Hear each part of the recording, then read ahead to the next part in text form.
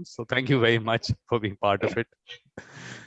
So now only thing that you have to do, which I've been asking people to do, is please tell us about the symposium, then about yourself. What is it that you understand about the symposium? So what I understand about this symposium is talking about countries' journeys through colonisation, some through decolonisation. New Zealand, as I'll talk about tonight, I don't think is anywhere near that. And also kind of where mediation and dispute resolution fits in those two spaces and going forward. That's certainly what I've been thinking about and have written about for talking about this evening. Perfect. And that's the idea. I mean, I actually, right from the beginning, I really didn't want to elaborate on the topic, because I said, let people come in with what it's their understanding it, and new thoughts might come in and giving it a direction. I said, let's not go even. That's why I'm asking you. I don't want to even say anything about it. So this is what it's all about, just to put it out there. And of course, the schedule is on mediatorvikram.com. You'll find it somewhere. So please watch the other sessions. So Darren, it's about you. It's about your presentation. I come in if and when you want me to come in. So please. Yeah, wonderful. Before we start, am I able to share my screen and the PowerPoint that I've done? So let me go to, you've made me host. There we go. So to make sure this works on my machine before we launch into it. Yeah, here we go. So mediation and colonisation in Aotearoa is the title of mine presentation. I'm going to start with a mihi, which is very important. It's traditional and important in Maori, the indigenous people of New Zealand, for Aotearoa, to give a mihi or an introduction, which is Maori protocol. And I wanted to ensure that I didn't breach protocol, because we're talking about Maori and protocols and culture and customs today. So, tēnā koutou katoa, ko mangari tok. Yeah. No, I'm sorry, are you sharing your screen? Because we don't see your screen. Have you shared your presentation? You can't see it? No, you haven't shared it. Yeah. Sorry. Display. So do I go to swap presenter view slideshow? Is that working? No, the only thing, you'll have to go down to Zoom and just share the screen. Just press that button first, and then we'll be able to see you. I think that of course. I've made a Zoom faux pas here, haven't I? Here we go, it requires this way. You've suddenly taught other people about it. Yeah, quite. Hold on, where are we? Share screen. Here we go. And we want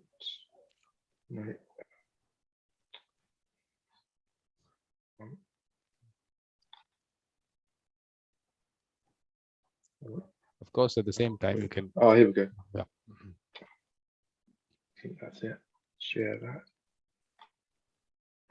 Yes. Now it's. So have you got a full screen of picture, or do you have text as well? We have text as well, so you'll have to just start the slideshow. Okay, so okay. Yes, now it's all fully there. Right. So I'll start again. Thank you for stopping me in my tracks, Vikram. So tēnā koutou katoa, ko mangari toku manga, ko London toku awa, ko Susan Rua, ko Paul aku matua, ko Ella Ewan toku wahini, ko Isabella taku tamahini, ko Hugo taku tama, ko Darren Rawlins toku ingoa. Tēnā koutou, tēnā koutou, tēnā koutou katoa. So hello, my name is Darren. I live in Auckland. I'm originally from London, and I've just introduced you all to my family, or whānau, as the word is used here in Aotearoa or New Zealand. Oh, sorry, I missed out there. Tonight, or this morning, or this afternoon, wherever you're viewing from, I will use Aotearoa and New Zealand interchangeably. And when I've just spoken there in Te Reo, the native tongue of Maori, is a traditional mihi, which, as I described earlier, is a Maori protocol. I was first invited by Vikram to give this presentation and I was unsure that a white Englishman living in a colonized country, colonized by the English, that I was the right fit. I asked Vikram if I was. He replied very charmingly that I would add some value. We wound up Zooming, we chatted. Vikram gave me the immortal phrase at one point of "Darren, you are on mute," a phrase I've said countless times. He was generous and charming, and here I am this evening here in Auckland.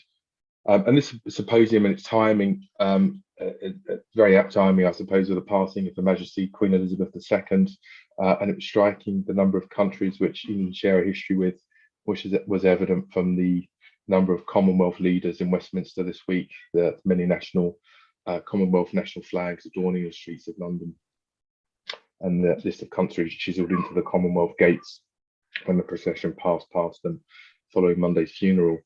And I'm going to predicate this presentation in that I'm not an expert in colonisation. I'm not an expert in the history of New Zealand, in Maori matters, or in decolonisation. So I'm going to give a brief history of Aotearoa. So New Zealand has a shorter human history than any other country. The first date of settlement is still a matter of debate, but the current understanding is that the first arrivals came from East Polynesia between 1250 and 1300 AD. There are two candidates, Kupe and Nahui, as we understand, it seems, were the first Polynesians, according to Maori history, to come to Aotearoa, and they used stars and the ocean currents as navigational guides. They ventured across the Pacific on Waka Hora, which is a voyaging canoe, from their ancestral Polynesian homeland of Hawaii. In 1976, Lieutenant James Cook from the British Royal Navy was commissioned by King George III to observe the transit of Venus between the Sun and the Earth. And these observations would take place in Tahiti even. Natural philosophers, or scientists as we call them today, then were attempting to estimate the size of the solar system, and Cook sailed on the HM Bark Endeavour. Bark is a small ship which usually carries around 15 to 20 sailors on board, but Cook took over 100 men plus 2 dogs and a goat. After an unsuccessful attempt, it was very unsuccessful, of trying to observe Venus's transit, that mission was complete, and he opened an envelope marked secret, and it was Admiralty instructions, and those instructions were to sail south until he reached 40 degrees latitude south, and to seek evidence of the postulated Terra Australis, or the undiscovered continent of the southern land. It was hypothesized at that time by thinkers that there must be a large landmass on the southern hemisphere, as there was on the northern hemisphere. And part of Cook's instructions, rather amusingly, were to take possession of convenient situations in the country with the consent of the natives on behalf of the king. That was clearly a very, very well thought out plan. So Cook's orders were that if he hadn't discovered this southern land by when he reached 40 degrees southern latitude, he was to turn to the west and sail to New Zealand, Aotearoa, which was already known that of its existence in the northern hemisphere, following Dutch explorer Abel Tasman having sighted the northwest coast of the South Island in 1642. Cook and his crew did not come across Australia, so they sailed to Aotearoa, and they spent the next 6 months circumnavigating and mapping out New Zealand. They met with Maori on dozens of occasions. Most of those interactions went well. There were exchanges of food and items. However, there were some interactions that did not end so well, unfortunately, resulting in the loss of life. Cook returned to New Zealand 4 times between 1773 and 1774, and also voyages to Australia eventually. And after these voyages, the British government were looking to establish penal colonies in the Southern Hemisphere, and in 1788 it chose New South Wales and Australia over New Zealand. And that decision meant that Aotearoa and Maori had around 50 years before the arrival of settlers in their masses in Aotearoa. Many Europeans came to New Zealand in the 1800s, early 1800s. They were in the main sailors looking to replenish their supplies. And there's an area called Kororēkia, and it became known as a hellhole of the Pacific, was described by Charles Darwin, who was visiting the Bay of Islands on the Beagle in 1835, as described the English residents of that area as the very refuse of society. So clearly, the Brits were sending over the best.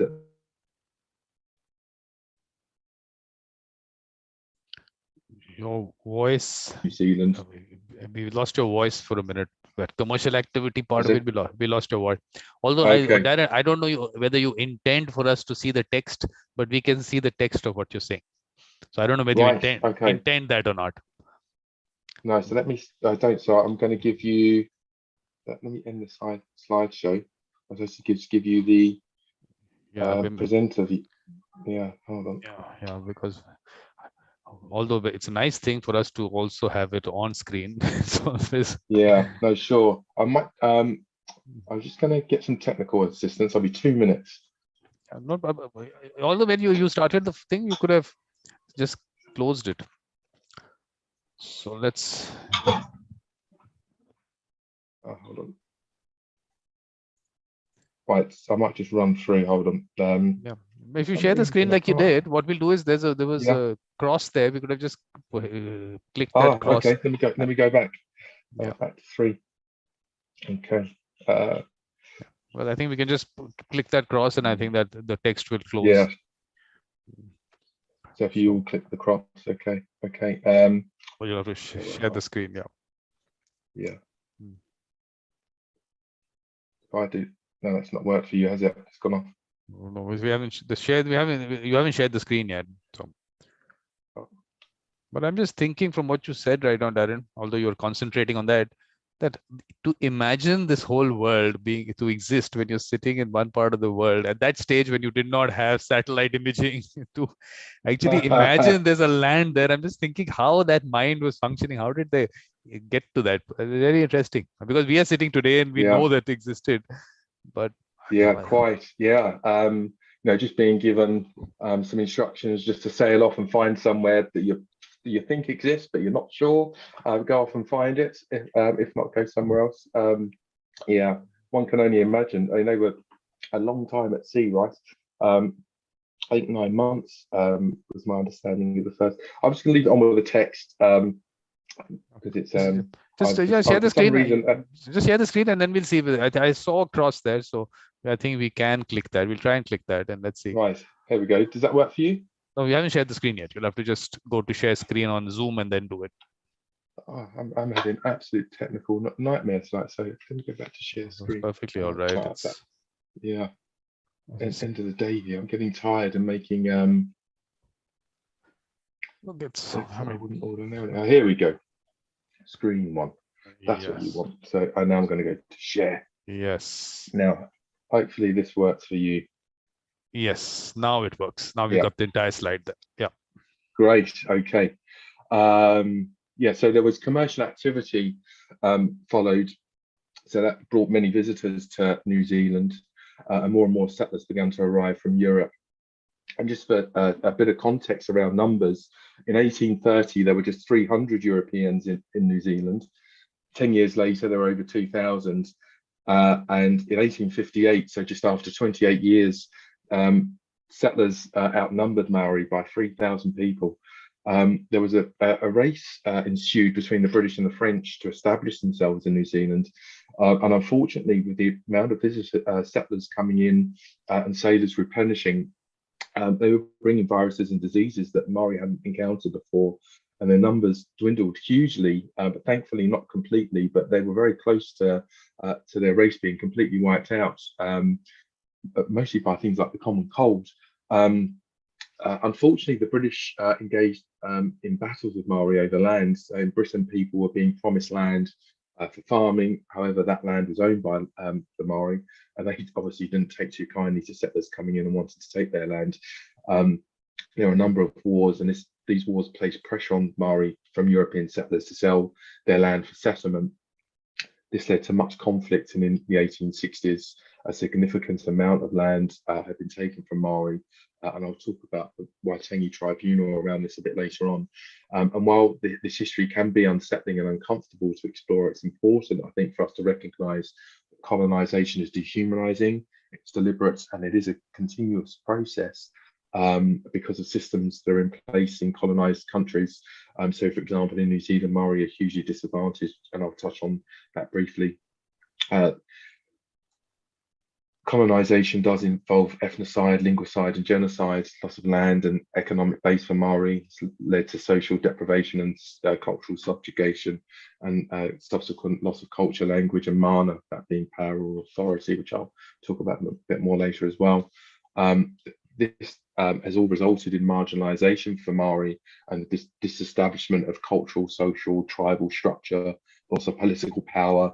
Confiscation of their rights have followed, and these events and many other aspects have resulted in significant inequities which are entrenched and still remain here in Aotearoa, New Zealand. Sorry, I'm just going to move this over a bit. So we have what's known as Te Tiriti o Waitangi, in English known as the Treaty of Waitangi. And this was an agreement that came about from the British and Maori, and it was signed on the 6th of February 1840. It's now Waitangi Day. It's a public holiday, bank holiday in New Zealand, and it's an agreement between the British Crown and Maori. Some 40 chiefs signed the agreement, and by the end of the year, about 500 other Māori signed the agreement, including women. And most people who signed it signed the Maori text rather than the English, and this is really important for a number of reasons, which I'll come on to. So Te Tiriti is a constitutional document. It establishes and guides the relationship between Maori as tangata whenua, so people of the land, and everybody else, so distinguishing there, and the Crown, which is embodied by the Government of New Zealand. Te Tiriti ensures the rights of both Maori and Pakeha, which means non-Maori, are protected. And Te Tiriti is important because it requires the government to act reasonably and in good faith towards Maori, and it makes the government responsible for helping to address grievances. Te Tiriti also establishes equality and the principle that all New Zealanders are equal under the law. And there are three particular articles, and the Maori version is not an exact translation of the English text. And there are a number of important differences, and I'll come on to discuss those. So if you just take a look at those, we've got, so the English version, what that does is it states that the British intentions were to protect Maori interests from encroaching British settlement. This is what the document's based on, predicated upon, and it provided for a British settlement to establish a government to maintain peace and order. Whereas, so that's the English version, the English text, but the Maori text is quite different. It reads as understanding that the Queen's main promise to Maori was to provide a government while securing autonomy over their own land and Maori land ownership for as long as they wish to retain it. So the first article, we can see there, these are the difference in the text. So the first article, in English, the text, Maori leaders gave the Queen all the rights and powers of sovereignty over their land. And in the Maori text, it was for governance over their land, a key difference. So we can see there straight away that we've got a difference of understanding and perspective. The word sovereignty in the English version has no direct translation in Maori, and the chiefs thought they had authority over their own areas. There was no central ruler over the country, so no sovereignty just didn't exist in New Zealand. The translators of the English text used the Maori word kawatanga, a transliteration of the word governance, which was in current use. And Maori knew this from the Bible and from the word kawana, or meaning governor of New South Wales at the time. Maori believed that they kept their authority to manage their own affairs and ceded a right of governance to the Queen in return for a promise of protection. And it's widely accepted that the words you can see there in Te Reo Kawanatanga and Tino Rangatira in Article 2 contributed to differences of view between the Crown and Maori over how much authority the chiefs would retain and how much the governor would have. And there can be little doubt that the chiefs who signed Te Tiriti expected to enter into some kind of partnership and power sharing in the new system, whereas the English intention was quite different. And so in the second article is talking about exclusive land, undisturbed possession, and for the English text there, Maori leaders and people, this was collective and individually, they were confirmed and guaranteed exclusive undisturbed possession of their lands, estates, and it's interesting that that phrase there comes up quite frequently in UK legal text, for example, for landlords and tenants. So a tenancy agreement would say something like the landlord gives tenant exclusive undisturbed possession of the property. You know, so this is standard stuff in English, but Maori take a completely different view in their text. Sorry, in the English version. I'll go on a little bit longer. Was that the English had in there? They stated that they understood that the Queen, the Crown, have the first option. An option to buy, whereas in the Maori text they thought, or they meant that it would be for the Queen to have the first right to buy rather than an exclusive right to buy their land, only if they wish to sell it. So it's not certain if the Maori text clearly conveyed the implications of an exclusive Crown purchase. And the third article, it was in English text, the Crown gave an assurance that Maori would have the Queen's protection and all rights as British subjects, whereas the Maori Te Tiriti text said rights and privileges of British citizens, which I'm sure we all can appreciate are quite different things, being a subject and a citizen. I just want to talk a little bit about Maori custom practices, and I'm going to come on to the dispute resolution within those practices. And I think it's important for the rest of this presentation to really understand Maori practices and customs, because it's going to give a lot of context of what's going to come afterwards. So prior to the arrival of the British, the social order in Aotearoa was guided by the concepts of custom law, which Maori subscribed to, and which established a pattern of accepted behaviour. Custom law in New Zealand, it was flexible, pragmatic, open-ended, and influenced by more values as opposed to rights. And I'm sure some, if not all of you, will recognise those words, you know, values as opposed to rights in our mediation practices. There's a concept, tikanga Māori, which we're going to look at, and this is the way that Maori do things, their norms, concepts, principles, protocols, and practice.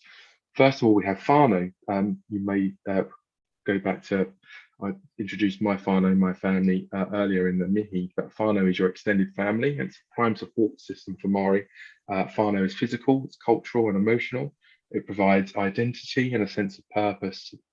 For example, many Maori live with their whānau. Multiple whānau will attend medical appointments, and say, for example, court hearings. My wife, who is a medical practitioner, has told me many an occasion when, you know, half a dozen or so family members have come to a medical appointment, and when she asks people, you know, how is your health, instead of this neoliberal talking about how you are personally, they talk about their wider whānau's health generally. You know, this is really, really sacred to Maori, that whānau, you know, as a whole, is organic and everyone's part of it. Tapu. This is something that's bestowed on all things, particularly people, natural resources, and on the environment. And Maori see this as an inheritance from their spiritual predecessors, and it gives spiritual sacredness. So this is something that's really important to Maori.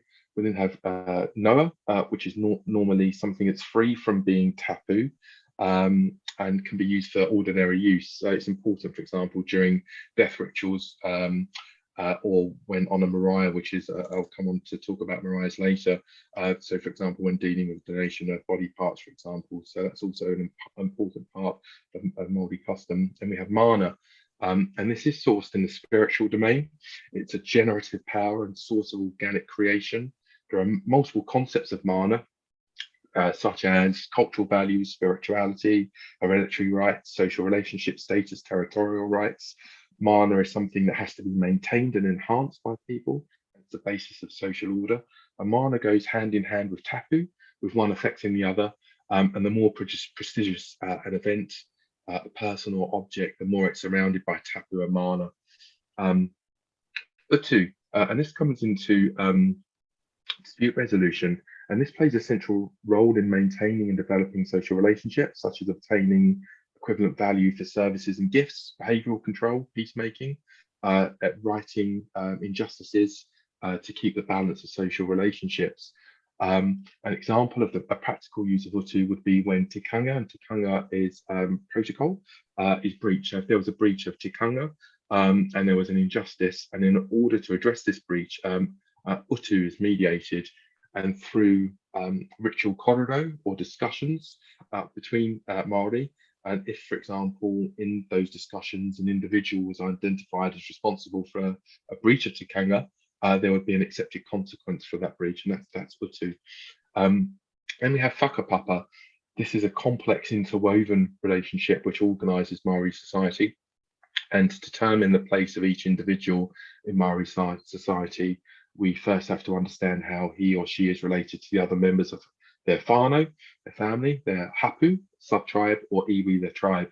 And everything that exists to other is related to a family, which can itself relate to other families whose origins can be traced back to Ranganui, the Sky Father, and Papa Tuananuku, Mother Earth.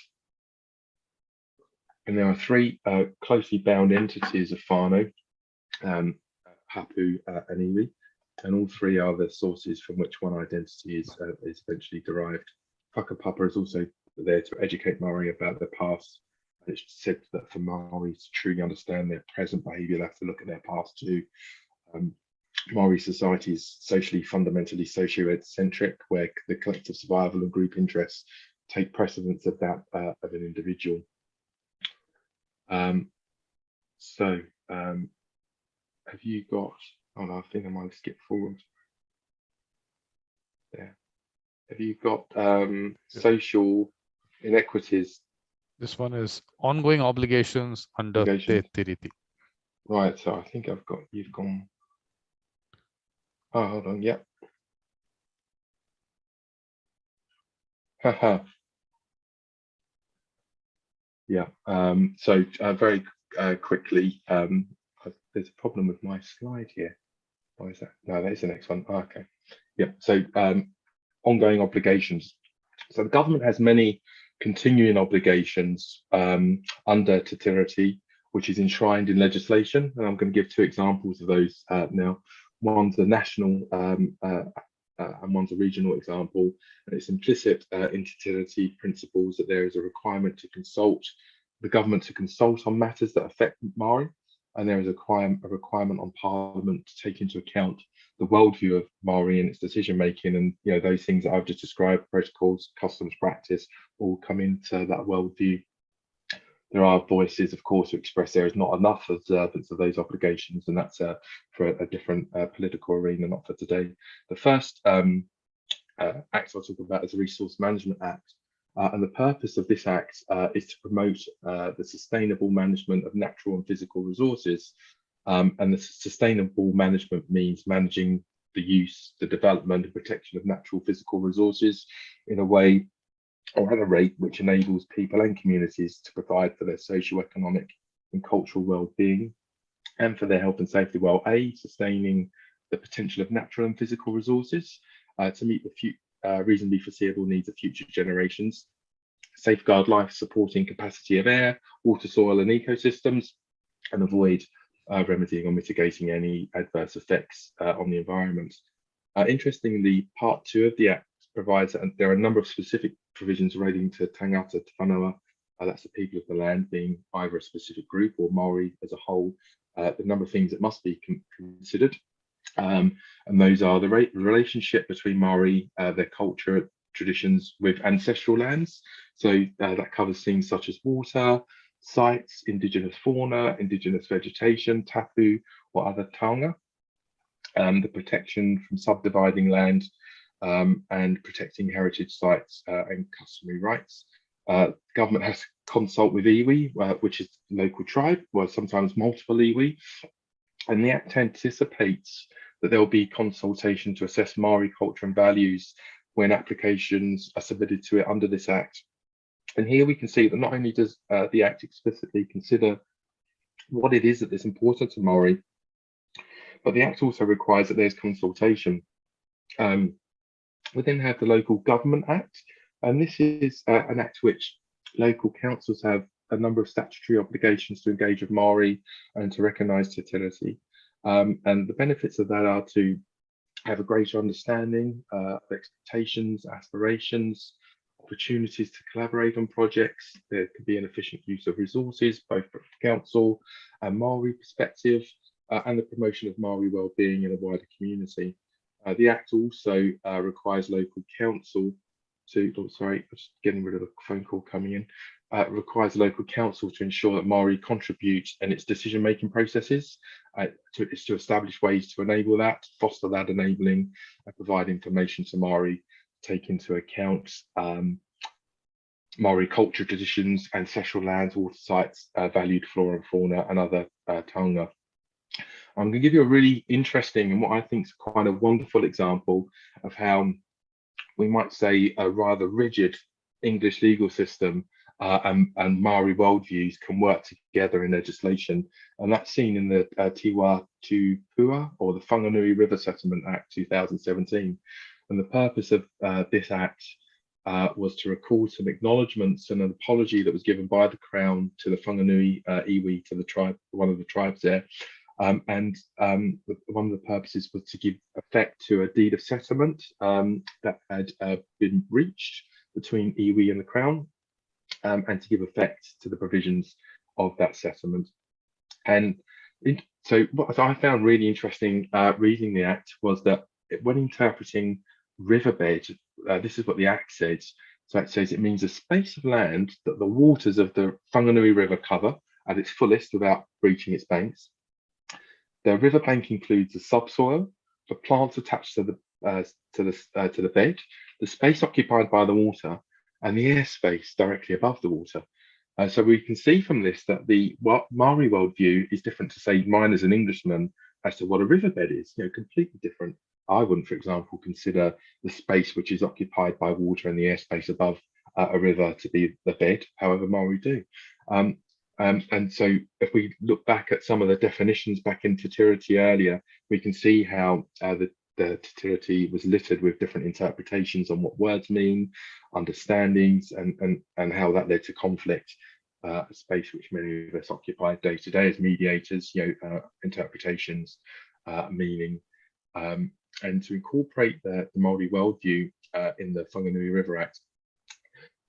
In order for it to be able to work, the river needed to have rights, and those rights needed to be observed to Maori, because of the Maori view. And so the Act declared that the river was a legal person, so it had all the rights, powers, duties, liabilities of a legal person. So this was a real collaboration where the Māori view can be expressed in an English legal framework. And this is a great example where differing views and different mindsets can work together when there's a will to do so. Again, that will resonate with all of us mediators.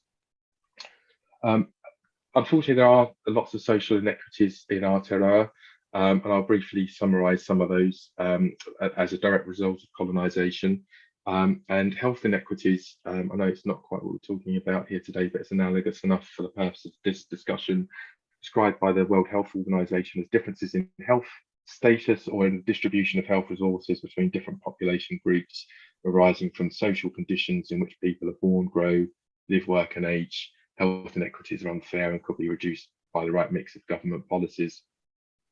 I'll just give you a couple of quick statistics here. In Aotearoa, there's a different profile for Māoris and non-Māori with respect to social determinants of things such as education, health, employment, income, housing, dealings with the criminal justice system, health literacy, deprivation. And for example, in 2005, 49% of Maori students left school with a standard National Certificate of Education Achievement, the standard here, compared to 22% for without. So they left about 49% left without getting to this achievement, compared to 22% for non-Maori. 9% of Maori gained university entrance, as opposed to 34% for non-Maori. There's much higher levels of unemployment against Maori, income disparity, and more poverty. Now, there's a famous colonisation model from someone in New Zealand. I thought it'd just be helpful, just maybe for everyone, just to look at this for a minute. I haven't prepared anything on this slide intentionally because I thought it was just really important for everyone just to look at what comes out of this model through colonisation. As we can see, it's quite stark and has so many poor outcomes at the end. And this was a health model, so slightly different to what we're talking about, but just goes to show this is just in relation to health. So I'm going Maori dispute resolution protocols.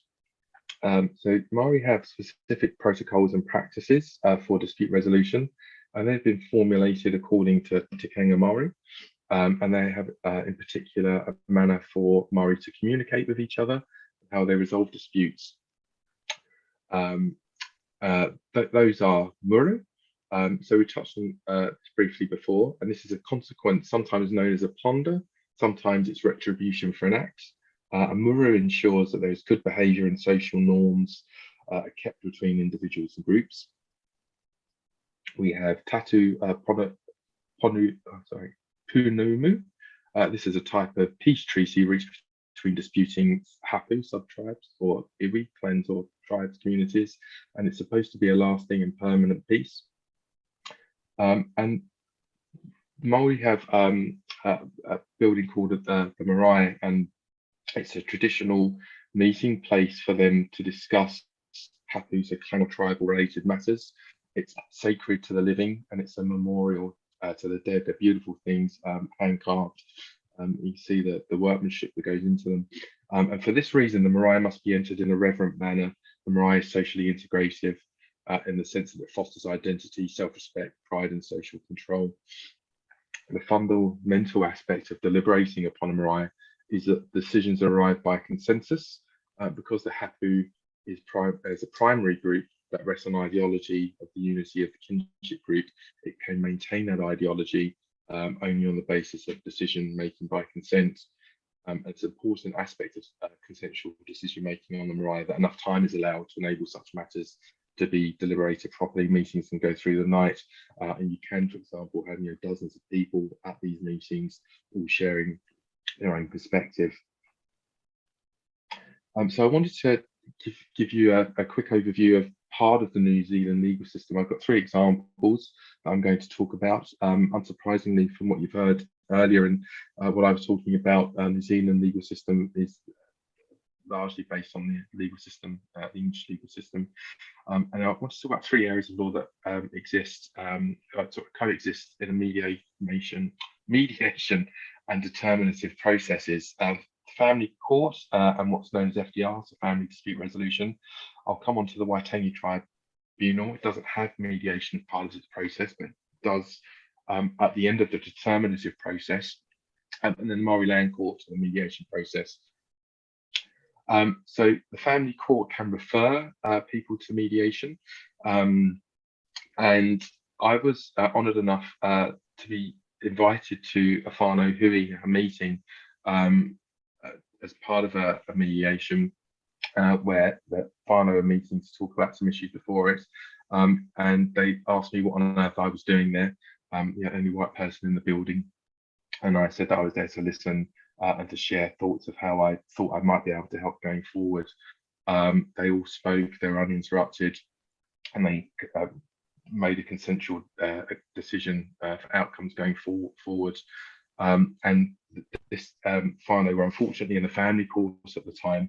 And what I heard sitting there for a couple of hours listening to everyone, that the whānau had reached out to multiple government agencies at various times, which would, if their pleas had been answered before, I'd imagine their journey would have been a lot less painful. So I opted to draft their story, knowing that the family court judge was going to read it, and the whānau approved me to do that. And I went to court with the whānau for the hearing. And what was really interesting is before the court hearing starts, everyone stands up, introduces themselves, explains why they're there, which is very unique to me. We have quite a different system in England. And a judge, just like the whānau who asked me what I was doing there, when I explained to the judge that I was the author of this document, she softened and explained that it had a profound impact on her thinking, a lot of information she hadn't had before, and the whānau in that case used FDR in a really unique way rather than the usual way that the mediation works, and that was rather than to come together, mum and dad, and sit on a roadmap, but instead they used it to talk and to listen and to work their way forward. I'll give you a quick overview of the FDR system and how I don't think it works from a Māori perspective. Is its Ministry of Justice subsidise it, and typically it's mum and dad, they get 12 hours of time. The whole system is based on a 2.4 children nuclear family situation, which is not how whānau work, which I've discussed earlier. I think it's a bit of a disservice to Māori in many ways. There's a way that I thought of that perhaps it would work better is if rather than 12 hours for two people, you gave a whānau a block of hours, so they all had an opportunity to talk through their processes and reach an agreement by consensus like they do on the marae. FDR, unfortunately, is an under-resourced resource for Māori whānau. They're proportionally underrepresented year by year, unfortunately. And unfortunately, there's little training, if any, very little for practitioners on cultural safety and competence, and some serious steps could be taken to make that process of one that works for Māori more.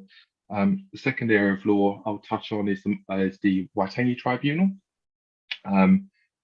This, you recall, I was talking about Waitangi by way of the treaty, Te Tiriti, and the tribunal came about from the Treaty of Waitangi Act 75, and its role is to inquire into and make recommendations on well-founded claims, examine and report on proposed legislation.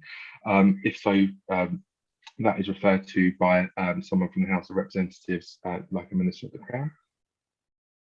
Its role is to make recommendations or determinations about Crown forest land, railway land, state-owned enterprise, and land transferred to educational institutions. It has up to 20 members. It has exclusive authority to determine the meaning and the effect of the treaty, Te Tiriti, and it can decide on issues raised by differences between the Māori and English text of Te Tiriti. Claims brought before the tribunal are usually allegations that the Crown has breached its obligations under Te Tiriti by actions, inactions, laws or policies in which Māori have suffered a prejudice. Once a claim is submitted and it meets the criteria, it's considered by the tribunal. Once the hearing is complete, the tribunal panel writes a report that details its findings, and the amount of time this takes can vary and depend on a number of factors, including the size of the inquiry, and it can take days or weeks for urgent inquiries and up to several years for large and complex inquiries to conclude. But interestingly, once the tribunal produces its report, its final report, that report is then used to assist the parties in negotiations with government ministers who become facilitators between the parties to settle negotiations, but only after the tribunal has ruled. So there is mediation, but after a determinative ruling. And the other jurisdiction I wanted to talk about was the Māori Land Court. So it exists in an environment that's significantly different to that when it was created back in 1865 by the then General Assembly of New Zealand Colony under the Native Lands Act 1865. The Māori Land Court is a court of record, and Te Ture Whenua Māori Act 1993 recognises the significance of Māori land and the special significance to Māori people. The court provides a service for owners of Māori land and their whānau and their hapu, which either A, promotes the retention and use of land, or B, facilitates the occupation, development and use of the land. So if someone has an interest in Māori land, the Māori Land Court is a judicial forum through which parties can interact with other owners and interested people about current and future use, occupation, management of that Māori land. And disputes about Māori land can be complex and difficult, and that can delay connection to and plans for developing the land. There is a great dispute resolution service. It's free. It's tikanga based, so that's Māori practice and protocols, which we discussed a bit earlier. And interestingly, in this process, the parties co-design and agree the protocols for the process, and the Māori land judges act as mediators. It is intended in the future that the service will be supported by a pool of non-judicial mediators identified to have the right skills to support disputes over Māori land. And one of the judges appointed as a mediator, they of course can't sit on the proceedings related to that case. Applications before the court are generally stayed pending mediation. Judges can also refer cases to mediation. What I found interesting preparing this presentation was looking at the form, the application form, asking for mediation, and the form asks, it gives boxes for up to 6 people to the dispute, to names, contact details, and it says please use a separate sheet if there are more. And so clearly the Maori Land Court are expecting many people to have interests and to have say something about the issue or issues before it, which in my mind has a lot of the hallmarks of Maori customs, processes and protocols. And this is something, in my view, that other areas of law in New Zealand could learn from. And this type of mediation is much more aligned to Maori views compared, say, to FDR mediation. So back to the main subjects, colonisation and decolonisation. So a couple of observations I'd like to make from frequently used mediation tools and processes against the Tikanga Maori model. So one, given what we've said about Maori coming onto the marae, everybody having space to talk, everybody listens, I think we can safely say that shuttle diplomacy, which you use day-to-day in mediation, wouldn't be appropriate for Maori. Typically, mediation involves parties, the amount of parties you can count on one hand, set against a whānau or iwi hui, which could have dozens of people who are entitled to speak about the dispute. We have muru, where a community can agree for a consequence for an action of an individual of their community, which is not something I see typically in the mediation spaces I work in. And fourthly, I was thinking about mediators are neutral, they're third parties. I got to the thought process that it's probably not appropriate for non-Maori to mediate inter Maori disputes, given my sort of further learnings in writing for this evening. And Maori have their own processes for resolving their disputes, which I've spoken about a bit, which is set against complexities and conceptual Maori worldview, which aid and assist in inter-Maori disputes. And I would argue that Maori had a perfectly good system for dispute resolution before they were bothered by the English, frankly. Generally, English processes don't work in a Maori worldview context. We've seen that they can coexist from the Whānau River example, but that's not the norm. As to decolonisation, well, I think New Zealand Aotearoa has a long way to go before it can occupy that space. For example, many of the frameworks here are English European systems, and without a wholesale change, I believe that there'll be 2 systems remain, hopefully more successfully interwoven across the board. So we've got the Maori Land Court system, which is probably the closest Maori can get to its own understood processes to resolve disputes, at least in a process where it's fair, or at least they're not disadvantaged by that process. And I've been living in New Zealand for coming up to 6 years now, and Maori culture is much more at the fore of day-to-day life. So te reo, the native language, is being used more on national radio. At my children's school, we had an exceptional teacher, Fire Andrea, who taught te reo, kapahaka, which are songs with lots of hand, arms and torso movements throughout the school, from children aged 4 to 19. She organised festivals, and she has recently accepted a job at New Zealand National Radio and Television to assist to interweave more Māori worldview and language in its programme, which is a step in the right direction. But I was talking to her the other day, and there are 2 people doing that role working in a space of thousands of employees. So still a long way to go. And I think there are many hurdles for Aotearoa to move to a decolonised space. A number of things that jump to my mind is that there's a requirement for more Māori representation in Parliament, more understanding and learning of Māori culture, more speaking te reo, Māori across the mutu, the land, understanding of the ongoing wide-ranging implications of colonisation for Māori and addressing those implications. And then to decolonisation itself, a definition, I've looked around this a bit. So one definition I came across was it's the action or process of a state withdrawing from a former colony, leaving it independent. And as we've spoken about before about words, language, interpretation, understanding, I think that's probably too easy a definition. to expect that to be the Maori view. And what does decolonisation mean to Maori, given what we know about Te Tiriti and the fallout from understanding there? We know that Maori have a unique worldview. The English definition of decolonisation wouldn't, in my view, work for Maori. Definitions and literal understandings have already caused Maori many disadvantage and much, much worse. And if there was to be decolonisation in the future, in my view, this would be careful consideration, a lot of collaboration and negotiation with Maori. Aotearoa, like most countries in multicultural New Zealand, in the multicultural world, society is no different here. And I think from having lots of other cultures, you can value those cultures, you can understand differences, and that's an important step to understanding the Maori worldview. As I see it, there are two journeys for mediation in a modern New Zealand. The first is a Maori tikanga based process, which is conducted by Maori for Maori.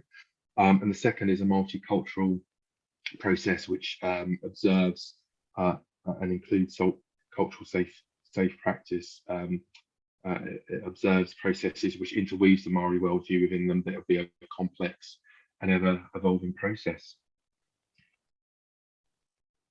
And that's me. Perfect. That's a lot, Darren. A lot we have to discuss also. But sorry for downloading all of that. I once I got into it, I couldn't stop. Oh no, this is, of course. Look, the thing is that the other symposium that was in August, Indigenous Peoples and Mediation, actually that, of course, a lot of what you were saying we should have covered in that if you were participating in it, but of course you weren't, and that we didn't get that aspect of, I mean, in terms of the Maori dispute resolution. So we need to, of course, explore that a lot more. But I'm telling you, Darren, one thing that comes to, I mean, which is very interesting, is that the word man, or mana, you say mana, we say man.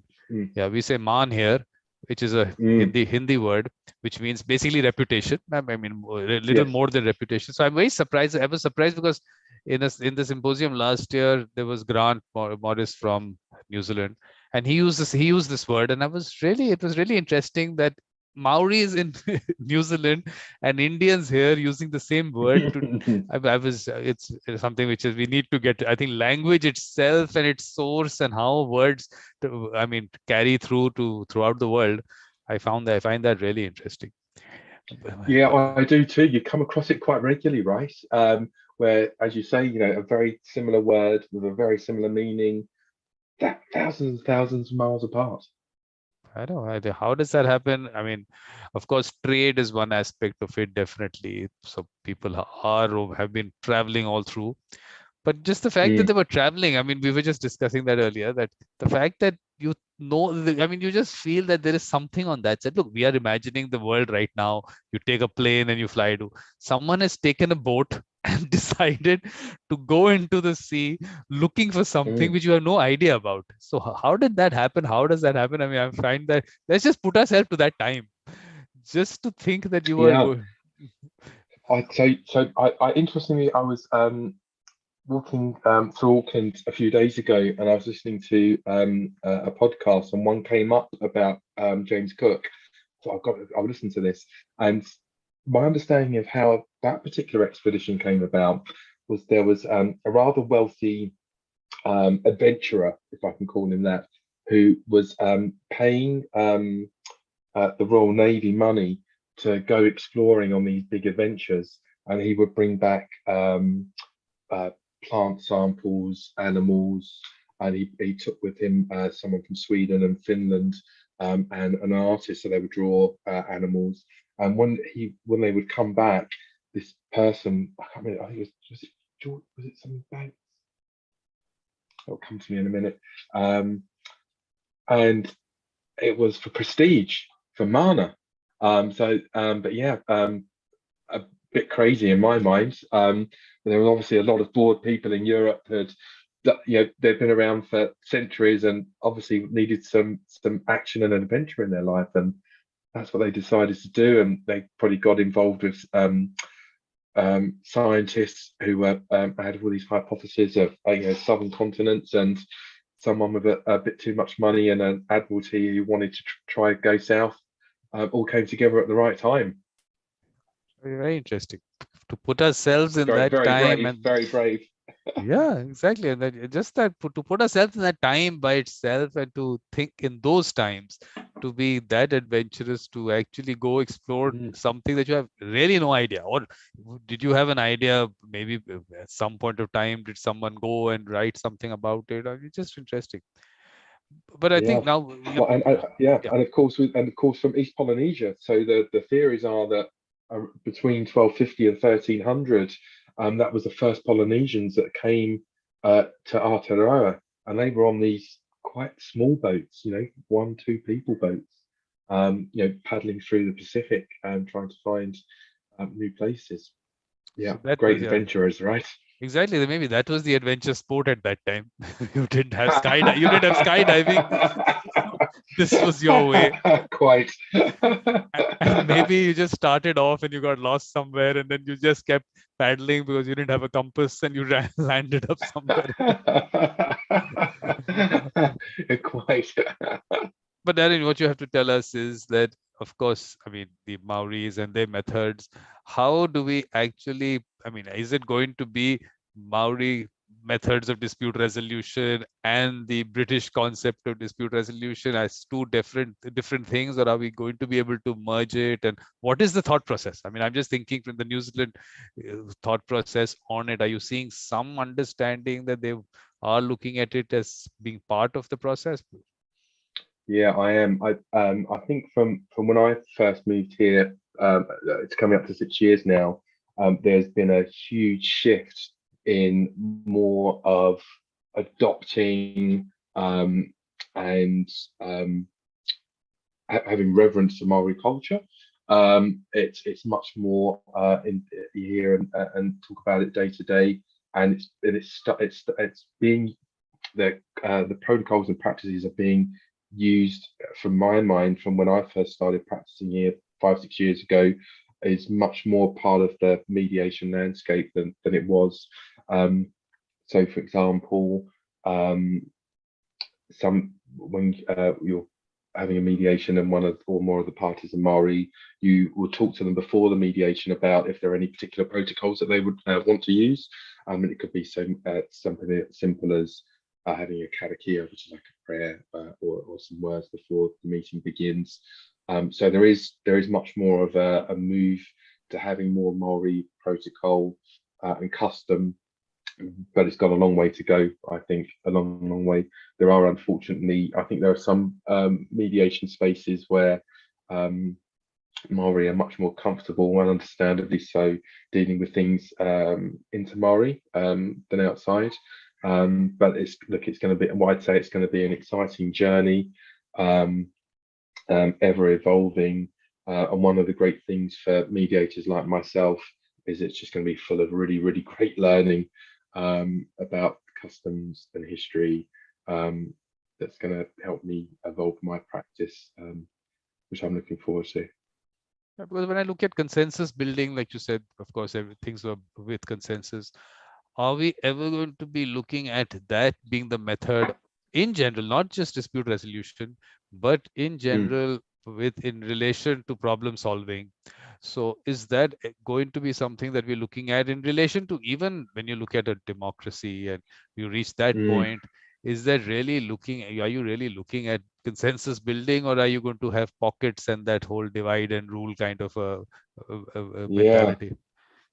Yeah, well, that's an interesting question, and the whole concept of consensus decision making is that the thought behind it is, well, look, we're actually looking for a long-term solution for the whānau, for the whole community, right?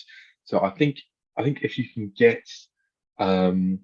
communities, countries even, into that community place rather than a neoliberal place, you might start getting some of that more consensual stuff. It's going to take a while, I'd imagine. There will always be, the more you upscale that, the harder it will be to have a consensual outcome, right? But it's a nice way to think of, well, actually, if we don't get this right, it's going to have a real impact on the people immediately around me. So we need to make sure that we get it right, and we make good for any wrong. and learn and understand from that. From a country perspective, I think it's going to take a bit more work. Vikram. No, because I'll tell you the steps that I'm taking, because I don't know whether you read about the mediation circle, the World Mediation Circle. I'm putting that thought out there that let's start at every school, every community, develop a mediation circle. So people who want to be part of a collaborative process, then you have those peacemakers who put people together, and you have the mediators who actually have that skill, and create that little culture of mediation in a small community. The issue that's coming up in that is, first of all, do we have communities? Are they really communities? Sure. Have those broken up? Because that's, of course, then that job of the peacemaker and the mediator then becomes larger to be able to get the community together. But that's the idea, that let's start small and create these mediation circles there. And as people experience the whole concept of a collaborative process, they take it wider, and slowly that social problem solving becomes something which is dialogue and consensus as we go along, if we can get that. So what happens really is that the long-term aspect is that these people with the mediator mindset, these people should be your leaders, and your leaders should have the mediator mindset. So that part of it, we had in in that conference in May and June, we actually had a discussion on this. There is Sarah, she's in Australia, who works with indigenous communities. She had, in that earlier symposium on heart, soul, spirituality, and mediation, actually spoken about this part, that she noticed this because she worked with those communities, that actually the leaders had that mindset. And if the leaders have that mindset, that is what gets circulated. So I'm now working on the reverse, because we've already got our leaders and we've got a process which is adversarial in relation to politics and everything. So we'll have to create that community, create that whole, whatever I call it, the circle, our mediation circle. And then I think that's the way I'm looking at it. But Darren, you have to throw light. That makes sense. Yeah. So you are going to give me your thoughts on that. You are going to give me your thoughts on that, on this aspect. Where does that work? Will it work? What's really happening? So, but tell me. Yeah. Well, look, I think you're right. I think you've got to start small, right? You can't just go, well, we're going to have a whole nation agreeing on an issue. I think it's right to get communities involved in community matters. I've heard of a few projects around the country of things like that happening, and across the world, for social justice and other things. It sounds like a great project. It'd be nice if we can get these small communities doing that work, and then, as you say, we can then look at expanding that, looking at larger issues going forward, and what's right for the community. That then turns into what's right for the country as a whole, right? Yeah, because I'll tell you, it's a nice thought. So I would join. Tell me where to sign up. Yes, you're going to be part of that. But actually, the interesting that came up, my thought was that the community itself identifies those with the mediator mindset, and that circle has those people. Now, what happened was, in that, again, the symposium last year, which of course, like, you have to boast about 97 speakers from 45 countries. So I'll quote, talk about Grant Morris from New Zealand. He said, look, community mediation has not been successful in New Zealand. We've tried a lot, and we've had mediators coming in from the community. And I was giving him the example, Andrea, she's in Ireland, she works in family mediation, but I was asking her, would you be looking at, within your own community, have you been working there? She says, look, I don't work in my community because for some reason she believes, or maybe that's the understanding, that the mediators within the communities are not as successful.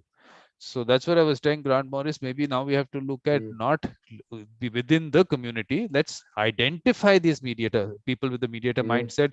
Finally, look at it as a global pool, and people can use them from wherever. Of course, we start small, so we'll have one community in one part of New Zealand and another circle somewhere else, and that database will be available to everyone. So that's a little bit of we'll have to just see how it works, because whether the mediators within the community or get them from outside. So that's a little bit of I follow. There's an interesting group in New Zealand, and it the name escapes me, but how it works essentially is they I say it's peer group mediation, and they go into schools So they go into primary and secondary schools, and the children who are interested in that kind of role, um, they give them some tools and strategies that we use day in, day out as mediators, and then they're used by the teaching staff in the school as peer mediators in schools. So there's a great sort of grassroots program here in Aotearoa doing that, and hopefully they can be in the future part of that pool of mediators that communities can dip into. I mean, if you're starting mediating at your 6, by the time you're 56, you've got a wealth of experience, right? The only problem that has happened is I've had to change my terminology and use school mediation and school mediators only because the peer mediation, the whole process, the way it's been designed, is more Mm, about us coming into your school and we'll tell you how to go about it and what you need to mm, learn from us. And my approach is sure. they know everything. We just have to tell them this skill is called this thing. You can call it, put a word to it if you have to. But the fact is that Yeah. you identify those children within the school yourself. Because I'll tell you what is happening. Again, this comes from colonization, that the Mm, colonizer or the person in authority will tell you whom to go to for various things. So this whole mm, structure of the courts and the lawyers, that these are the people you go to when you have a dispute. So dispute resolution happens in courts and lawyers have to be part of it. That's the colonizer's concept of telling you where to go. And that has actually trickled down to children. And I keep giving this example from this person from Nigeria. There was one show where I was talking to him and his son walked in. And I asked his son that if there is a dispute with, we call it a fight between your friends, would you help? He says, I mm. will not, because my teacher will not like it. So can you imagine at 6, 7 years, at Right. that age, it's gone into his mind that I am not going to resolve that dispute between my friends. So that's where the Wow. colonization concept and telling them what to do, I want to move away from that. And I want to move Mm, into, you identify those children, your whole, it look, when we take flexible process, party self-determination and all those things. So it's that mm, environment that they have to create within themselves, not that we know better, we will tell you what to do, you don't know, because that's what's happening everywhere. In relation to, I've been talking about this, I don't look, I didn't want to give this symposium a direction, but let me tell you, because we finished your presentation to a certain extent, that the aspect of certifications and accreditations is also colonization, because we will tell you who mm. your mediator has to be, and you whom you trust is not good enough. So I mean, imagine Yeah.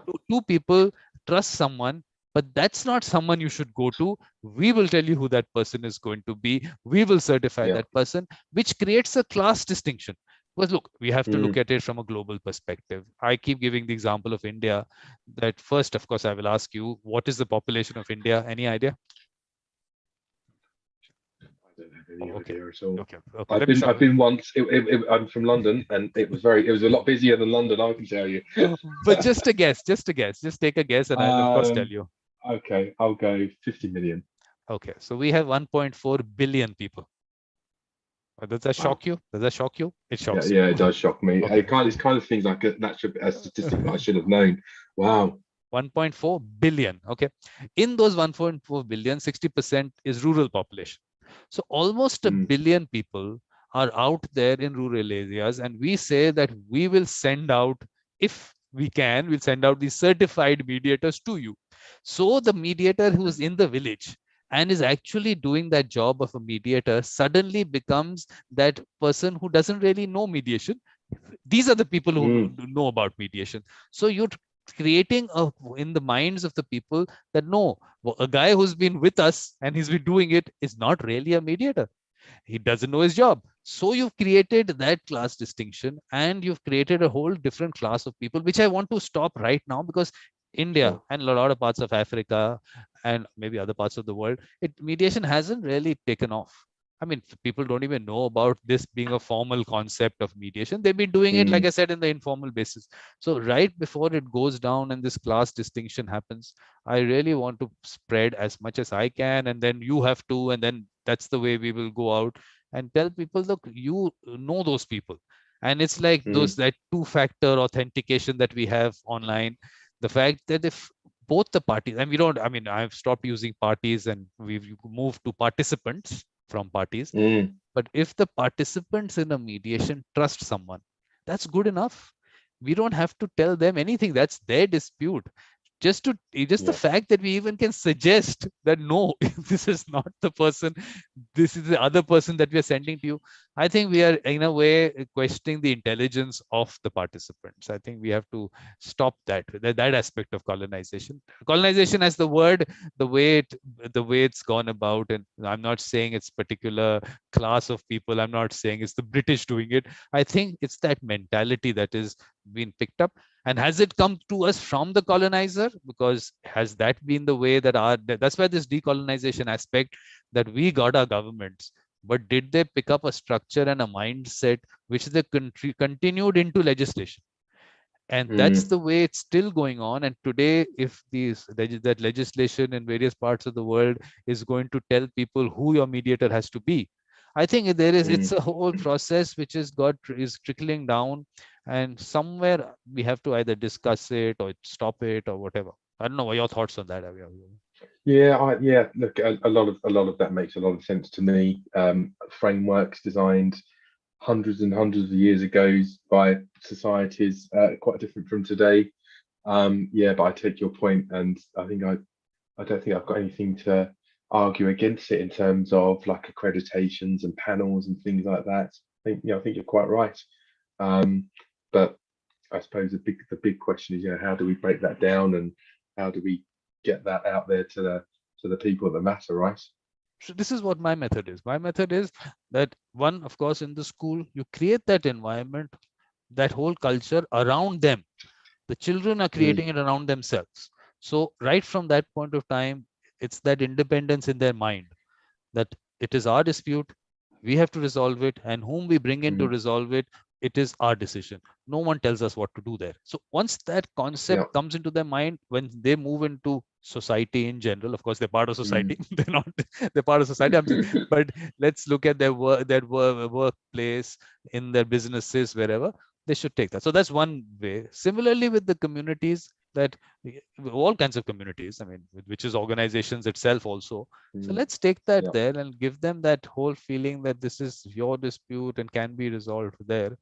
But but moving into what you were saying, one thing that I wanted to understand on this land tribunal, who are the members of that Mm. tribunal? You said how I mean, you said they represent Of, how of, of the of the of the land, Waitangi Tribunal. yeah, that tribunal that Um, you have. yeah. Because I Um, just, so yeah, well, interesting. So I've got no experience as a practitioner. I'm not a legal practitioner in New Zealand. But it has. I'll just go onto their website very very quickly about the tribunal. So to give you a quick who they are as backgrounds. There we go. Find out more about them. Tribunal members. So we've got a chief judge as the chairperson, and then I'm going to click on. So we've got Dr. Robin Anderson. Um, what's her background here? Um, she was a joint working party. Gonna be my children singing. They should be asleep.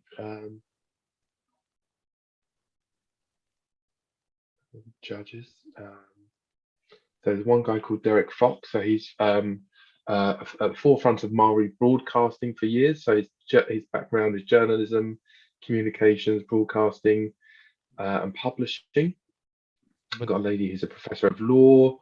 Um, is it, I mean, something, so, you have Maoris in that being yeah, represented? Maori, non-Maori, people who are just looking at some of their profiles very quickly. Some of them are quite distinguished scholars of Maori studies um, as well. Because the tribunal, interestingly, it can actually make determinations on a number of things. So they've got a number of people on the tribunal with a number with quite different backgrounds, which you would need for the complex matters that come before it. Yes, it's a mixture of Maori and non-Maori on Well, the tribunal.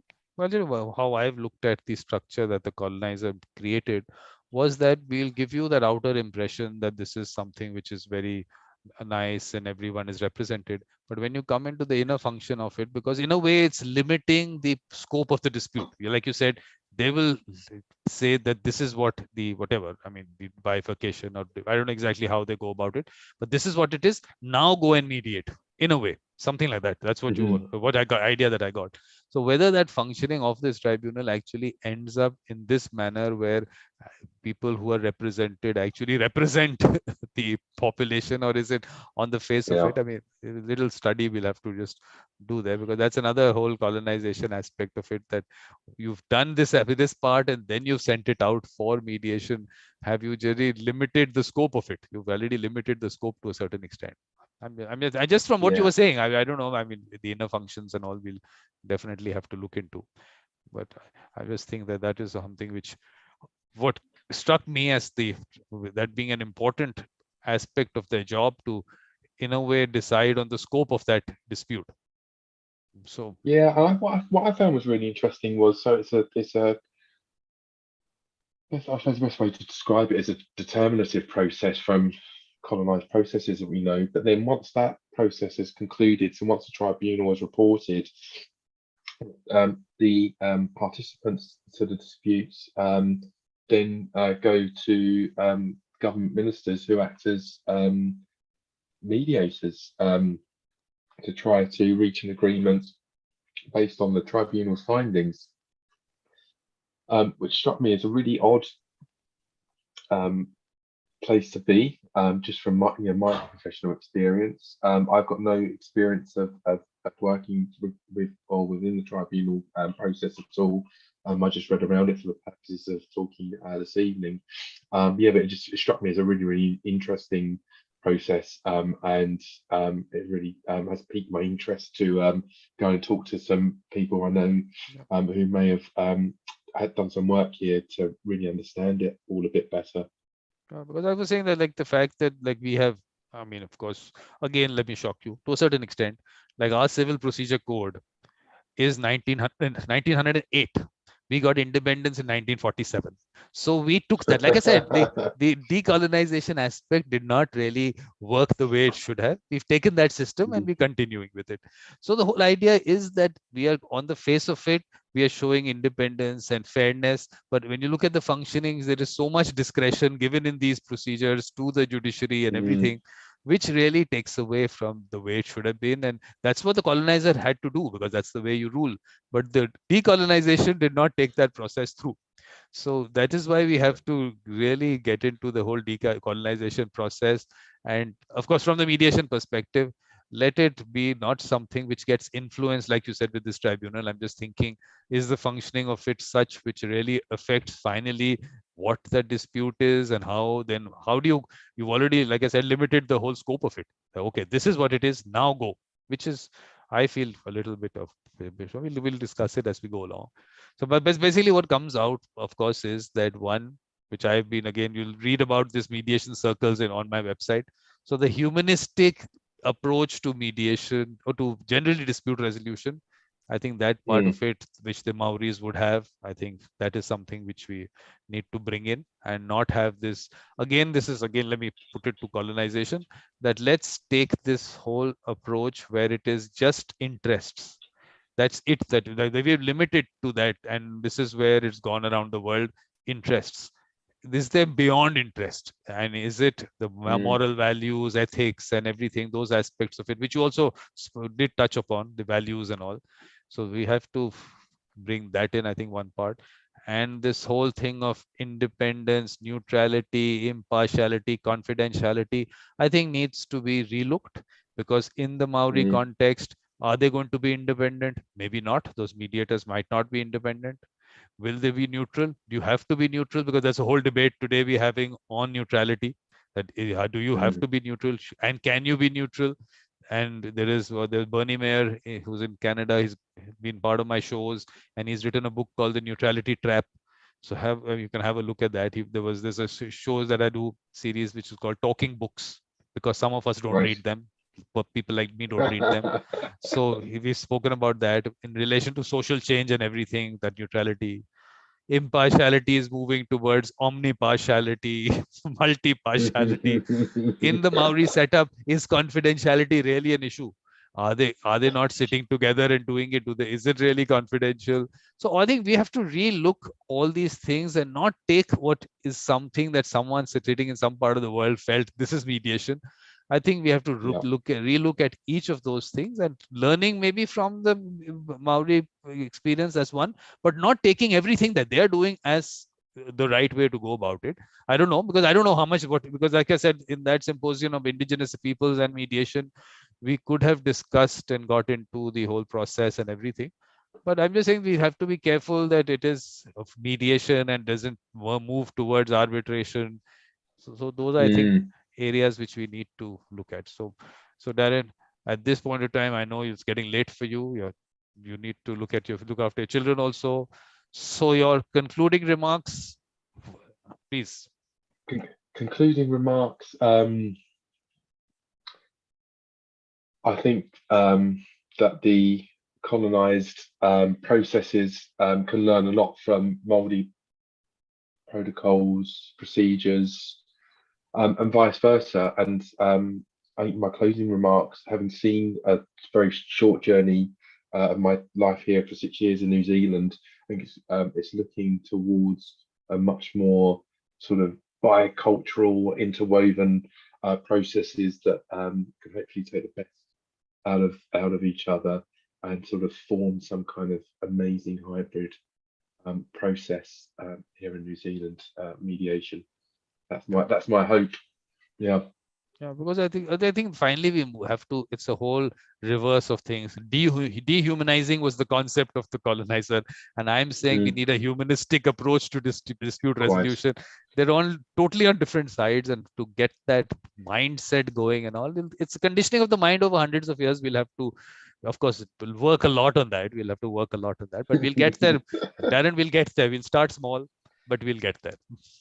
Yeah, it's a long journey. Yeah, we've got lots of patient people willing to do the work and get us there, right? And all over the globe.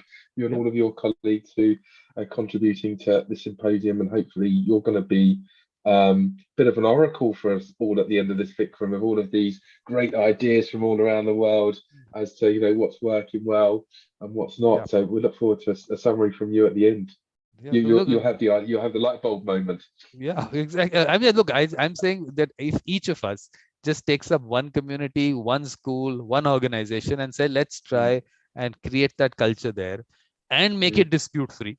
If we have to move towards dispute free, not conflict. Look, I don't work on conflict. Mine is a dispute resolution revolution.